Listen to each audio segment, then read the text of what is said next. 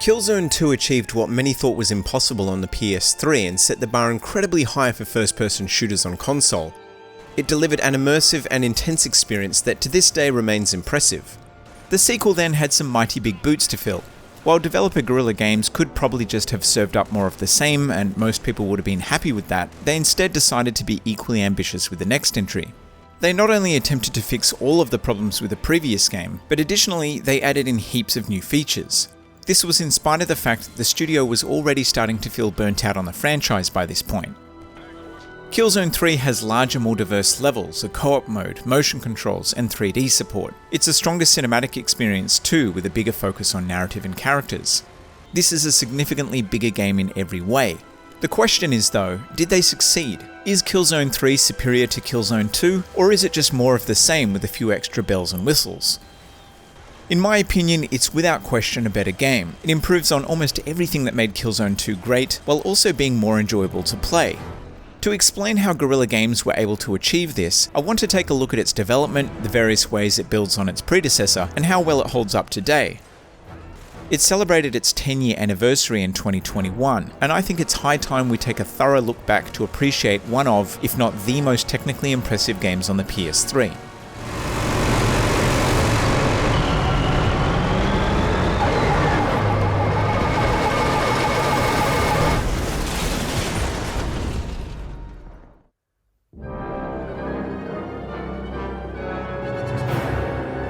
Development for Killzone 3 started immediately after the launch of Killzone 2 in 2009.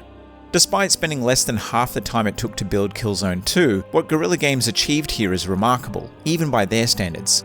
The final game is so packed full of features that it ended up filling an entire dual-layered Blu-ray. Granted, a lot of that is used for the cutscenes, nevertheless it's almost triple the size of the second game. Not content with simply fixing issues, making the controls more responsive, adding more variety into the gameplay, enhancing the visuals and improving the storytelling, Guerrilla also added the ability to play the entire campaign in split-screen co-op. The visuals do take a bit of a knock in terms of resolution, but it's remarkable how well it plays like this. If you can get another sweaty body next to yours on the couch, this is an excellent way to experience the campaign. If co-op isn't your thing and you're one of the few people who embrace 3D TVs, like I did, then you can play it in 3D. Again, the visuals get downgraded and you'll come across some occasional jank. However, those issues aside, it's a pretty immersive way to play, and it's kind of cool that it exists at all. But goukigod, I hear you cry. I don't care for either of those things. Well, don't despair, there's move support as well. And if you have one of those sharpshooter things, you can play the whole game looking like a total badass. Okay, so it's not as precise as a controller, and standing up for the 7 hours it takes to complete the campaign isn't my idea of fun. Again though, it's still kind of cool they included it. Gimmicks aside, there are plenty of new gameplay features you might actually be interested in. There are new vehicles to control, shiny new toys to play with, melee kills, a jetpack, and a bunch of on-rail sections, which might sound kind of dull, but with the exception of one or two of them, they're actually well executed. But I'm getting ahead of myself. Before I talk about what it's like to play, let's talk about the story, because this is an area where the development team clearly spent a lot of time. We go live in 3, 2... Good day, my fellow Helgans. I am your Handstar. This is something of a rarity for me, because speeches are not my forte, but honesty is. The story picks up directly after the events of the second game. Visari may be dead, sorry spoilers, but the Helghast are far from defeated, and the ISA remains outnumbered with their options for escaping Helghan disintegrating by the minute. The narrative has a much bigger emphasis in this entry, and this time we get to see both sides of the conflict. Guerrilla brought on a writer to help flesh out the story, and there's a lot more dialogue than in the previous game. Thankfully, it's more tasteful than Killzone 2's F-bomb world record attempt. Killzone 3's game director said that this was a deliberate choice, agreeing that the previous game's use of expletives was gratuitous. The writing here isn't exactly award-winning material. It is far easier on the ears though, and the performances by Malcolm McDowell and Ray Winstone definitely help elevate it. This is still an action game first and foremost, but the additional context the story provides is a welcome addition. And while the new villains are a little one-dimensional, they do give us an interesting look at the inner workings of the Helghan Empire. That said, I do have a couple of complaints. The first is that the events aren't presented in chronological order. This isn't an inherently bad way to structure a story, it's just that at times it can be difficult to know when each chapter takes place. It kind of falls apart in the second half too, you just jump from one location to the next with little to no explanation as to why. You definitely get the sense that the game was designed as a collection of set pieces first, with the story being retrofitted, and as a narrative experience it lacks coherence. The second complaint I have with the campaign is that it opens with a firing range. Okay, so making your way through the Helghast facility to get to this tutorial is interesting from a presentation point of view, it just lacks any kind of impact. It does have one of the most evil sounding door noises I've ever heard though. I think the previous game handled onboarding much better. It still goes over the basic controls, except that shortly afterwards you're thrown straight into an epic action sequence. I guess the developers felt like they needed to onboard new players, but this whole section doesn't fit in with the rest of the campaign and comes across like an afterthought. All in all, while the story isn't Guerrilla's best work, it is a marked improvement over the second game, with stronger characterization and better dialogue. At the end of the day though, this is a game about shooting space Nazis, and if you're looking for a deep story with complex characters, you've come to the wrong party. Which brings us to...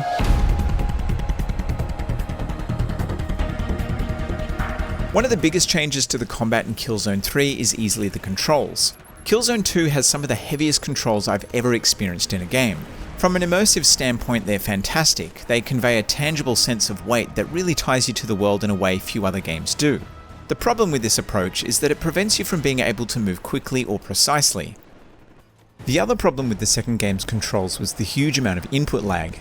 According to some testing the Digital Foundry guys did, Killzone 2 has 150 milliseconds of input latency. This is much higher than most AAA FPS titles at the time. Call of Duty Modern Warfare 2 on console, for example, had around 80 milliseconds of input delay. At 116 milliseconds, Killzone 3 is still laggier than many of its contemporaries, but it's a significant improvement, and compared to Battlefield 3, another 30 frames per second game on console which has 157 milliseconds, it may as well be liquid sex. It has lost a bit of the weighty magic that Killzone 2 has, although I think the trade-off was worth it. Increasing the responsiveness of the controls was definitely the right choice, and it still feels like your character has weight and weapons have recoil that kicks. A happy side effect of the reduced latency is that the 6-axis interactions work much better. The developers clearly listened to feedback about this, and there's an option to turn them off entirely too. Now, there are occasional instances where your shots fail to register a hit for no apparent reason. This can be particularly infuriating when using a long-range weapon, but thankfully it's never pervasive enough to dramatically affect the experience. The other weird thing is that there's only 2 control layouts to choose from. This is an odd step backwards from Killzone 2, which gave you plenty of customization options, and it makes this one of the least accessible games in the franchise. Overall, the changes made to the controls are a huge improvement over Killzone 2. They're tighter, it's easier to find your target, and they don't completely sacrifice the sense of weight like Shadowfall did. Another significant change to the combat is that you can now carry 3 weapons. Unfortunately, you can't equip any 3, you're limited to a sidearm, a primary, and a heavy weapon. It would have been amazing if you could fill the 3 slots with whatever you like, but 3 is definitely better than 2. Many of the weapons from the previous game return, including the immensely satisfying bolt gun. They all look and sound incredible, and the sidearms, like the Helghast triple-barreled shotgun pistols, still pack a punch. Reload animations remain a highlight, and I think even when compared to many modern shooters, the second and third Killzone games have some of the best reloading animations out there. I love the absurdity of it all too. You can rip giant weapons from their mountings and walk around with them. How this is physically possible doesn't matter when it looks this good. The cover system has been overhauled, and it's actually useful in this game. In Killzone 2, pinning yourself to cover and peeking out to shoot required some serious finger gymnastics. This made it pretty impractical at the best of times and a complete death sentence at the worst. Here, however, pinning yourself to a waist-high wall or peeking around a corner can be done with relative ease. You can slide into cover as well, which allows you to play in an aggressive style that wasn't possible before. It's far from perfect, and you can't use it in the multiplayer, but at least it feels like a viable tool now. In addition to the levels being larger, there's a handful that are almost sandbox-like in their layout. These provide a few more strategic options as well as paths to get to the objective, even if there's only one way to complete it. Killzone has always been known for its sense of scale and grandeur, and this entry has some truly epic environments. There's a lot of diversity as well, from the crumbling ruins of the Helghan capital to snowy shipwrecks, and there's even a space station. Many levels introduce new weapons or tools for getting around, like the ridiculously awesome looking jetpack. These could have easily been throwaway gimmicks to market the game. Thankfully, it's mostly the opposite. The on-rails sections have a real 90s arcade feel to them. Some of them are better than others, but they're generally short enough that even if you don't love them, they're over pretty quickly. There's now an auto-aim that snaps you onto a target that works much like the system in Call of Duty. I'm not a huge fan of this. I much preferred how aiming was completely analog in Killzone 2. I understand why it was added though. The difficulty in this game is much higher. It's not difficult because enemies are smarter, it's difficult because you can get melted so damn fast. The speed at which you go down really makes you think twice about rushing face first into a room full of Higgs, especially on the harder difficulties. The AI is still clever of course, they'll try to flank you, they run from grenades, and they'll blind fire from cover. In a few missions you have an AI buddy who isn't totally useless either. They can even revive you, which comes in handy, although you'll need to occasionally repay the favour. It definitely feels like there are multiple ways now to tackle each scenario, whereas the previous game was a bit of a one-trick pony when it came to strategy. Once you figure out how to abuse the auto-aim, melee kills and the heavy weapons, it's actually pretty straightforward. There are plenty of things that explode too, so it's worth keeping your eyes peeled and exploiting them when you can.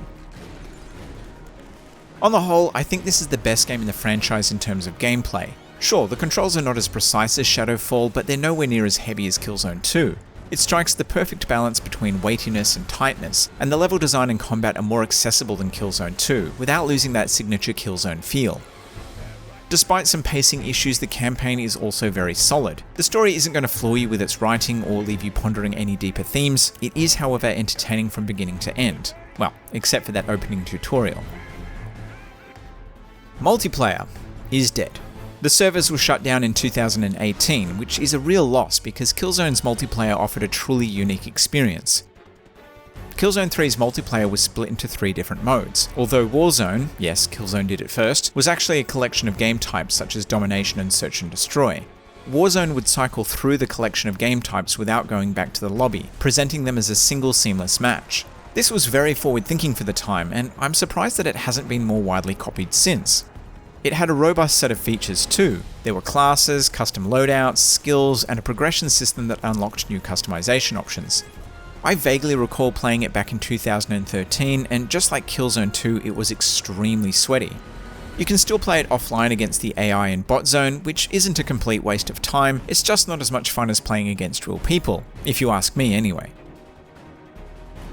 Thankfully, the co-op isn't tied to any online servers, and the split screen works well. It would have been phenomenal if you could play the co-op online, and according to an article by the 6 Axis, it sounded like maybe this was on the cards at some point but never made it into the game.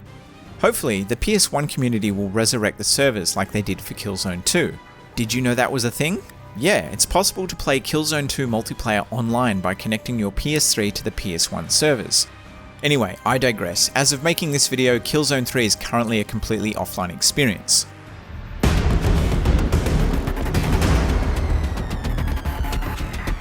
A lot was said of the visuals back in the day, and goddamn if it still isn't a great looking game today. You could make a solid argument for the dark, almost monochromatic colour palette of the previous game having more atmosphere, but it's hard to deny how impressive the level of detail and scope are in this game. Levels in Killzone 3 are significantly larger than in Killzone 2. In many cases they're 2 to 3 times the size. They're not just bigger either, they have increased geometry and better lighting. Comparing the 2 versions of this multiplayer map gives you an idea of just how much the developers were able to increase the level of detail. Guerilla made numerous rendering optimizations to their pipeline, which not only allowed for sharper textures and increased shader complexity, but it also let them improve the level of detail on things like character models, including adding in full body awareness. That's the ability to see your feet. Artistically, they decided to drop the grungy art style of Killzone 2 and opted instead for a more colourful look. Killzone 2 also used a lot of post-processing effects like motion blur and film grain, whereas Killzone 3 is less heavy-handed with these. It also uses a new anti-aliasing technique, and when you combine all of this, it's a significantly cleaner looking game. What's really fascinating, particularly if you like to geek out about optimization like I do, is that Killzone 3, despite being a more visually impressive game, runs better than Killzone 2. So I think this is the perfect time to pivot and talk about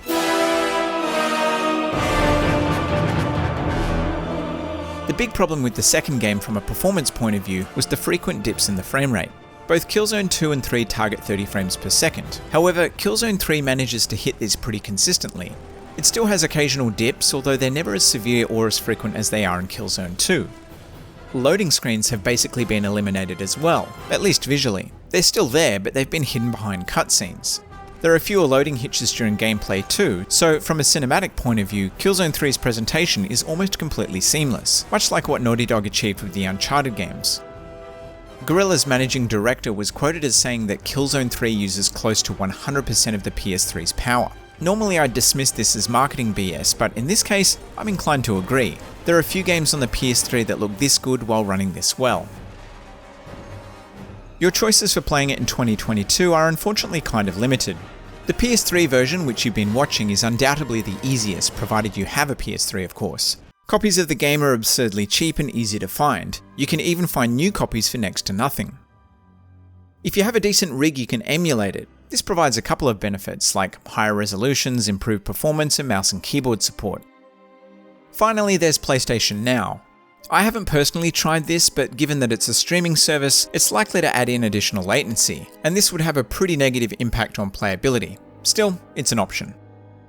It completely blows my mind that Sony has never bundled the Killzone games together in some kind of HD remake for either the PS4 or PC. It's possible there simply isn't a large enough audience for it, and maybe there are technical reasons that prevent these games from being easily ported. That said, something tells me that if you bundled the PS3 games into a single collection with higher resolutions and increased frame rates, and possibly added the portable games too, since they've never been available anywhere else either, it would be an easy sell.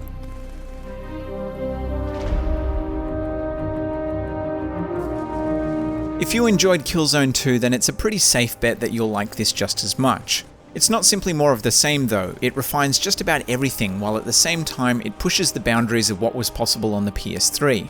It might have lost the multiplayer, but there are so many ways that you can play the campaign that this is a title you can enjoy multiple times.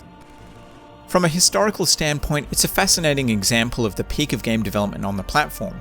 Yeah, there are arguably better games when talking about story and gameplay, but as a technical achievement, there are a few 7th generation console games that can stand toe-to-toe with Killzone 3. For this reason, I think it's a must-own for anyone with a PS3, and at $3, what have you got to lose? If you enjoyed this video, why not drop it a like, and if you didn't, a dislike. If you want to know when I put out a new video, hit that subscribe button and the bell notification too. And if you want to find out more about how I make these videos and support the channel, head on over to the Patreon page. Otherwise, thanks for your time. The kidney fails, it must be cut out. The body does not live. Operation successful. Target area taken and held. Ground advantage secured.